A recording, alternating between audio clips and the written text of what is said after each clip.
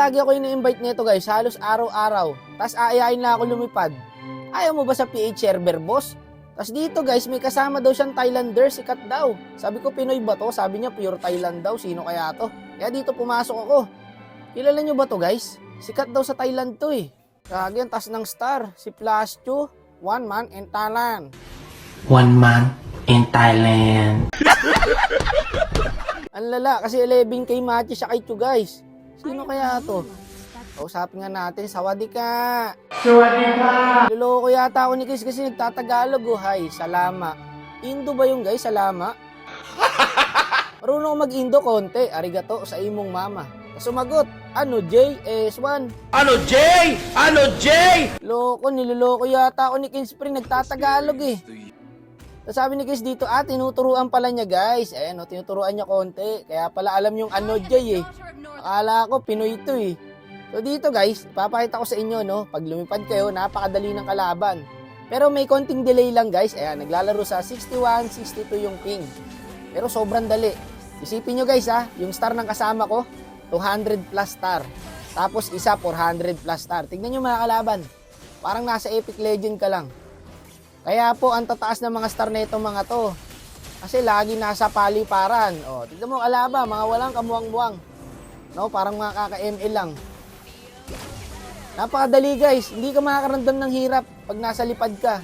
Ang ibig po sabihin ng lipad is cross server, no? Lilipad ka sa ibang dimension. Iba po mga kalaban, ibang lahi. Grabe pala to si si Sawadika, ang lakas pala nito magpreya guys. Oh, pero hindi ko siya kilala pre. Hindi ako familiar sa kanya Plascho. Tsaka naka-border siya, no? Sikat nga siya, ibig sabihin kasi naka-border siya, naka-star border eh. Walang nga, ang lakas pala nito. Pero pababain mo sa PH to, baka wala magawa to.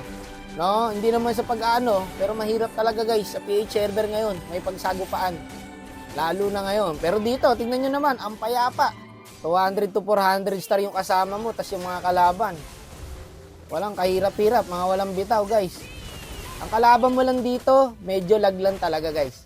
Honest reaction, medyo mararamdaman mo guys na delay talaga. Ng 2 seconds yung galaw mo. Siguro dito hindi ganong halata, pero mararamdaman mo pag ikaw na yung naglalaro eh. Pero sinasabi ko sa inyo, sure rank up dito guys. Wala ang kahirap-hirap oh. Tingnan mo yung Moskov dito, walang damage. O diba? Kala nyo mapapatay. Boss, tangin ka. Oo nga. Para sa mga first timer guys, kung lilipad kayo, expect nyo na delay talaga. Kasi nga cross server guys, hindi kayo magkabansa. So sa madaling salita, in the parallel of the Bermuda Triangle, hindi po kayo magka-MS, no? Hindi kayo magka-ping.